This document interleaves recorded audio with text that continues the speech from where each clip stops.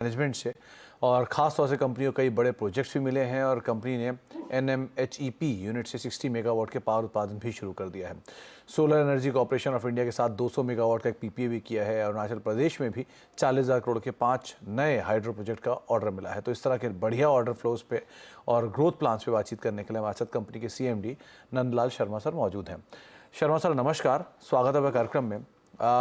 मतलब ये पूरा साल SJVN के लिए काफ़ी अच्छा रहा, स्पेशली उनके शेयर होल्डर्स के लिए। 40 रुपये का शेयर बढ़िया 80 रुपये पे 85 रुपये पहुँच गया, तो ऑलमोस्ट उनके पैसे दुगने हुए। वो आपके काम में भी दिख रहा है, ऑर्डर इनफ्लोज में भी दिख रहा है, नंबर्स में भी दिख रहा है। तो मैं सबसे पहले लेटेस्ट से शुरू करूँगा, जो कंपनी ने एक नए जो कैपेसिटीज़ ऐड की हैं या जो नए टाइप्स किए हैं जिनका कमर्शियल प्रोडक्शन शुरू हुआ है। क्या उसके बारे में कुछ डिटेल आप हमारे साथ शेयर कर सकते हैं, किस तरह का ये पूरा टाइप है और ये NMHEP का जो यूनिट है जिससे 60 मेगावाट पावर का प्रोडक्शन शुरू हुआ है, कैसे ये कंपनी के लिए कामकाज करेगा गोइंग फॉरवर्ड? ये एक हाइड्रो प्रोजेक्ट है 60 मेगावाट का, उत्तराखंड में स्थित है ये। और वर्ष 2018 में इसके ऊपर कंस्ट्रक्शन शुरू हुई थी। और पहले यूनिट, 2 यूनिट हैं इसमें 30 मेगावाट ईच। पहले यूनिट की कमीशनिंग हम 1 वीक बैक कर चुके हैं और अगले यूनिट की कमीशनिंग 30 मेगावाट की भी 1 हफ्ते के अंदर अंदर या 10 दिन के अंदर अंदर हम इसकी कमीशनिंग कर देंगे। तो टोटली 60 मेगावाट का कैपेसिटी एडिशन हाइड्रो में हमारा हो जाएगा।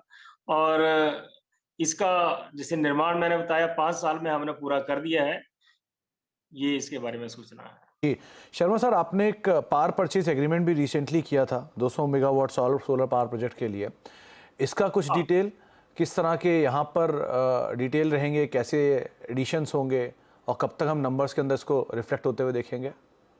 जहाँ तक मैं नए एडिशंस की बात करूँ, जो हमारा कैपेसिटी एडिशन का प्लान है, तो हमारा एक मिड टर्म के लिए प्लान था कि भाई 2030 हम 25 गीगावाट की कंपनी बन जाएंगे। अभी तो 2.2 गीगावाट है। और हमारे 4,500 मेगावाट के प्रोजेक्ट अंडर कंस्ट्रक्शन है, जो 1 साल के अंदर अंदर कमीशनिंग में आ जाएंगे। हमारा लक्ष्य है कि वर्ष 2030 तक हम 25 गीगावाट और 2040 तक 50,000 गीगावाट की कंपनी बनेंगे। उस लक्ष्य के ऊपर हम अग्रसर हो रहे हैं। इस वर्ष हमारी जो पावर कैपेसिटी एडिशन है 2024 में हम 5,000 मेगावाट को क्रॉस कर जाएंगे। और 2026 का भी हमने एक इंटरिम लक्ष्य रखा है कि 2026 तक 12,500 मेगावाट हम कमीशन प्रोजेक्ट हमारी पोर्टफोलियो में होंगे, जो 2030 में 25,000 मेगावाट की तरफ रहेंगे।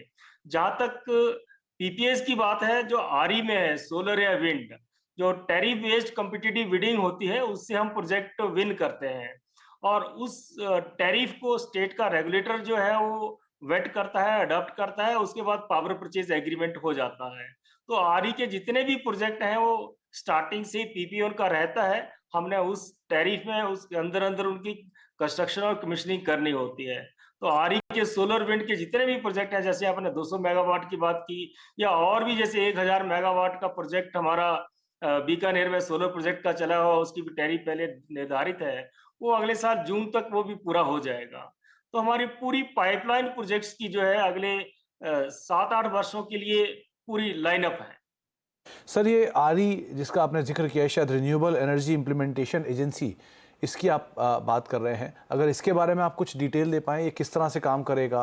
और क्योंकि आपने इसका नंबर्स के बाद जो कॉल हुआ तो उसमें भी काफ़ी जिक्र किया था, तो गोइंग फॉरवर्ड यहाँ से हम कैसे स्ट्रीमलाइन होते हुए देखेंगे चीज़ों को? हाँ, सुमित जी, इसमें मैं ऐड करना, जो REI है, रिन्यूएबल एनर्जी इम्प्लीमेंटेशन एजेंसी, जी। भारत सरकार ने 4 कंपनीज को REI डिक्लेयर किया है, जिसमें सेकी है, SJVN है, NHPC है, NTPC है। ओके। उसके माध्यम से हम ये करते हैं कि जो भी डिस्कॉम्स या स्टेट्स पावर लेना चाहते हैं, तो हमारे पास REI जो डेजिग्नेटेड एजेंसी है उनके पास आएंगे और उनके बिहाफ पे हम एक ओपन मार्केट में बिडिंग करते हैं, टैरिफ बेस्ड कॉम्पिटिटिव बिडिंग। और लोएस्ट टैरिफ जहाँ डिटरमिन होगा, उस टैरिफ के ऊपर जो डेवलपर्स हैं वो प्रोजेक्ट बनाएंगे। और हम back to back power purchase agreement, जैसे मैं आपको बताऊं, एक हमने 1184 मेगावाट का अभी REI में कंडक्ट किया है। 3-4 कॉरपोरेशन डिस्कॉम्स है, उनकी तरफ से हमें रिक्विजिशन मिली थी। तो उसके लिए हमने 5 डेवलपर्स को डिस्कवर किया है लोएस्ट टैरिफ के ऊपर, जिसमें ₹2.38 पर मेगावाट के हिसाब से आ रही है, प्राइस आ रहा है। तो हमने जिसमें किया एक RTC, round the clock power, चाहे वो विंड से दे, हाइड्रो से दे, विंड से दे या सोलर से दे या बैटरी एनर्जी स्टोरेज सिस्टम से दे। तो उसमें भी 1184 मेगावाट के लिए 4 पे 38 पैसे टैरिफ आया है। तो हम उसको डेवलप कराएंगे उनके माध्यम से, और स्टेट के साथ या डिस्कॉम के साथ उसका पावर परचेज एग्रीमेंट होगा।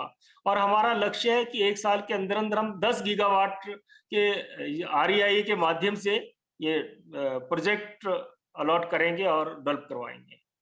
तो मैं अगला सवाल वही पूछने वाला था जो आपने मेंशन किया कि अगले 3 साल के अंदर 10,000 मेगावाट के आसपास की कैपेसिटीज़ को फर्दर ऐड किया जाएगा और 50% प्रोजेक्ट जो होंगे वो हाइड्रो, थर्मल, सोलर, विंड और इस तरह के प्रोजेक्ट्स का आप एक सेग्रीगेशन लेके चलेंगे। सो इसको फर्दर अगर आप क्लैरिफाई कर पाएँ, कैसे ये एडिशन हम एक्सपेक्ट करेंगे? सुमित जी, जो ये कैपेसिटी है ये अदर देन आरईआईए है, डेजिग्नेटेड एजेंसी अदर देन है। उसमें हमारी आरई का जो शेयर होगा, it's not only 50%, it's more than 90%। जैसे अगर 26,000 मेगावाट 25,000 मेगावाट की बात करूं बाई 2030, तो उस 25,000 में से 23,000 मेगावाट जो होगा वो सोलर, विंड, हाइड्रो होगा, और थर्मल मात्र 1980 मेगावाट का होगा। और इसी तरह के लक्ष्य 2026 में भी हमारे मोर देन 90% जो है वो हाइड्रो, सोलर, विंड से होगा। जी। तो शर्मा सर, 2 चीज़ें और पूछनी थी। एक, आपने मेंशन किया था कि 16 प्रोजेक्ट्स जो हैं वो अंडर कंस्ट्रक्शन है और 20 प्रोजेक्ट्स इन पाइपलाइन है, 1। दूसरा, अरुण 2 और बुक्सर, इन प्रोजेक्ट्स की सिचुएशन कैसी? क्योंकि वहाँ कुछ इश्यूज आया था जो दिसंबर में रिजॉल्व होने की उम्मीद आपने जताई थी, तो वो पार्ट हो गया क्या रिजॉल्व? हाँ, पहले तो मैं ये क्लेरिफाई करना चाहता हूँ, जो हमारे अंडर कंस्ट्रक्शन प्रोजेक्ट है वो 16 प्रोजेक्ट अंडर कंस्ट्रक्शन है, जिसमें जी। 2 ट्रांसमिशन के हैं और 14 जनरेशन के हैं, जिसमें थर्मल भी है, हाइड्रो भी है, इंडिया सोलर भी है, विंड भी है, और इंडिया में भी है और नेपाल में भी है। ओके। तो 2 इशू की आप बात कर रहे हैं, अरुण 3 900 मेगावाट का नेपाल में प्रोजेक्ट है, और ये प्री कंस्ट्रक्शन के ऊपर था। पिछले साल मई में एक्सेसिव फ्लड्स आने की वजह से वहाँ हमारी डाइवर्जन टनल में दिक्कत आ गई थी। वो लगभग 90% ओवरकम हम कर चुके हैं, उसको थ्रो कर चुके हैं, और 1 जनवरी से पूरा उसमें काम हो जाएगा, और डैम का काम जो है वो पूरी तरह से स्टार्ट हो जाएगा। तो अगले कैलेंडर ईयर में हम 2024 में ही अरुण 3 प्रोजेक्ट को कमीशन कर देंगे। जहाँ तक बक्सर की आप बात कर रहे हैं, बक्सर में कुछ लैंड ओनर्स का कंपनसेशन को लेके इश्यू था। तो लैंड ओनर के लिए कंपनसेशन डिटरमिन करना है वो स्टेट एजेंसी करती है, डिस्ट्रिक्ट कलेक्टर करते हैं। तो हमने पैसे जमा कराने होते हैं, हमने पैसे जमा करा दिए हैं, लेकिन लोग उसमें अपील में गए हैं। तो लोगों का कहना है कि जब तक हमें पैसे नहीं मिलेंगे हम पोजेशन नहीं देंगे। उसकी प्रक्रिया भी चल रही है एपीलेट कोर्ट में। जितनी जल्दी वो एपीलेट कोर्ट में, लारा कोर्ट है पटना में, उसके माध्यम से डिसीजन हो जाएगा, तो हम लोगों को जैसे ही कंपनसेशन प्रोवाइड करवाकर लैंड हमारे कंट्रोल में आ जाएगी, पोजीशन में आ जाएगी, जी। तो 2024 में सितंबर तक हम उसे भी मुझे पूरी उम्मीद है कि कमीशन कर पाएंगे। ओके। शर्मा सर, इस फाइनेंशियल ईयर का क्योंकि फर्स्ट हाफ हम कवर कर चुके हैं, तो आपने क्या केपेक्स टारगेट इस साल के लिए ईयर मार्क करके रखा हुआ है, 1। दूसरा, कितना हम उसमें पूरा होता हुआ देख चुके हैं, 2।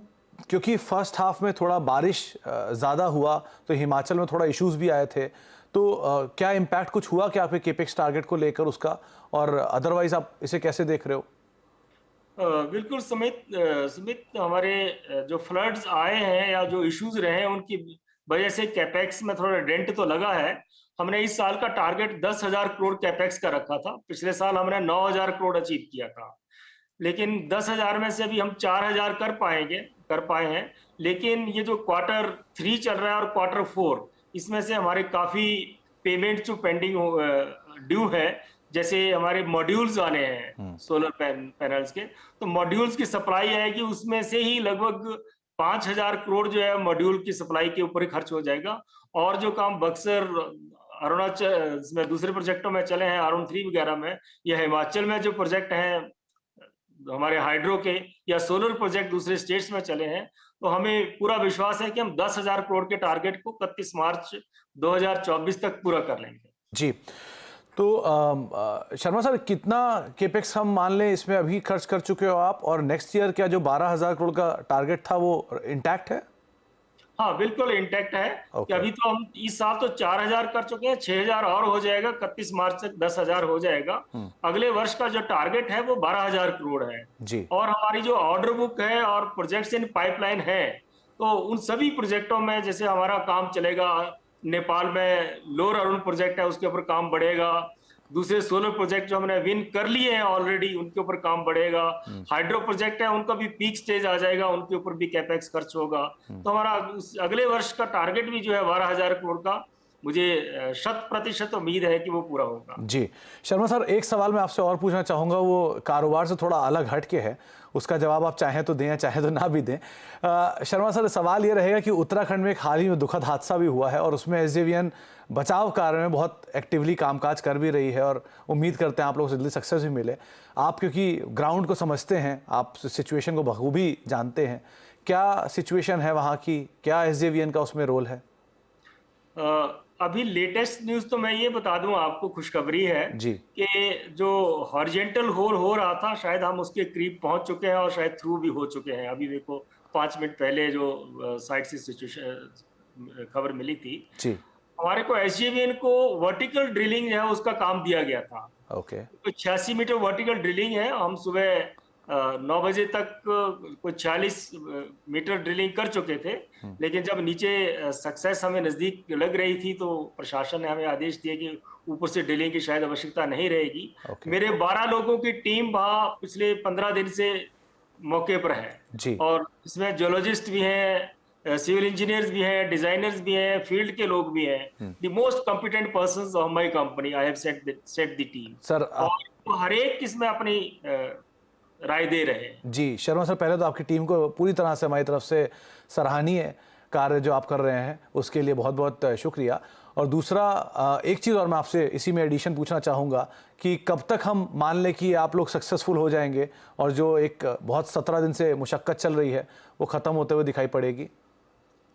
ये मुझे लगता है कि घंटे, आधे घंटे के अंदर, बीच में के अंदर ही हम सफल हो पाएंगे और जो 12 तारीख से लोग टनल में फंसे हैं वो बाहर आ जाएंगे। जी। और इसमें सभी प्लान, मैं शुरू से जुड़ा हूँ इस क्षेत्र में, इस इशू से। हमने तो दूसरे दिन ही अपनी टीम बाहर रवाना कर दी थी और वॉलंटरली की थी, किसी का आदेश नहीं था। उसके बाद हम चाहे प्राइम मिनिस्टर से मॉनिटरिंग हो रही है, ministry of road transport and highway से मॉनिटरिंग हो रही है या स्टेट गवर्नमेंट मॉनिटरिंग कर रही है, हम पूरी तरह से, मैं पूरी तरह से उनके साथ जुड़ा हूं और जो भी राय, जो भी सजेशन से बन पाती है हम दे रहे हैं, डिफरेंट राय। और अब डिफरेंट प्लान्स के ऊपर वहां साइट के ऊपर काम हो रहा था। हॉरिजेंटल होल भी था, वर्टिकल होल भी था और दूसरे एंड से जो ड्रिलिंग होनी थी, अगर लॉन्ग रन में चलना होता तो उसके लिए, उसके ऊपर भी 6 प्लान के ऊपर काम हो रहा था। चलिए, बहुत बहुत शुक्रिया शर्मा सर इस सिचुएशन से पूरी तरह से अवगत कराने के लिए। और एक बार फिर से आपकी टीम को बहुत बहुत शुभकामनाएं। बहुत अच्छा आप लोगों ने प्रोसेस एग्जीक्यूट किया और आपने पूरी तरह से केपेक्स पे हमसे बातचीत की, उसके लिए बहुत बहुत शुक्रिया अपना समय में देने के लिए और हमसे चर्चा करने के लिए। तो एसजेवीएन का स्टॉक पहले तो आप स्क्रीन पर लेकर आइए और ये तस्वीरें आप ताज़ी देख रहे हैं, जो शर्मा सर कह भी रहे हैं कि शायद आधे घंटे में एक खुशखबरी वहाँ से आते हुए दिखाई पड़े। 17 दिनों से 41 मजदूर लगातार सुरंग में फंसे हुए हैं और तमाम टीम्स कामकाज कर रही हैं। दूसरे दिन से एसजेवीएन की टीम लगी हुई है और टॉप कॉम्पिटेंट जितने भी वहाँ के एम्प्लॉयज़ हैं वो ऑलरेडी इस प्लान पे एग्जीक्यूट कर रहे हैं। 6 तरह के अलग अलग प्रोजेक्ट्स के ऊपर या प्लान्स के ऊपर एसजेवीएन की टीम कामकाज कर रही है। तो कभी भी ये खुशखबरी वहाँ से आ सकती है, जो थोड़ी देर पहले हमें अभी शर्मा सर बता के गए हैं, जो कि ऑलरेडी इस प्लान पे सेकेंड डे से उनकी टीम कामकाज कर रही है। डे हाई पर एसजेवीएन कामकाज करते हुए 4.5% की तेजी के साथ दिन के ऊपरी स्तरों पर 86 रुपये के स्तरों पर स्टॉक कामकाज कर रहा है। एक ब्रेक का वक्त है, ब्रेक के बाद लौटते हैं और आगे बातचीत जारी।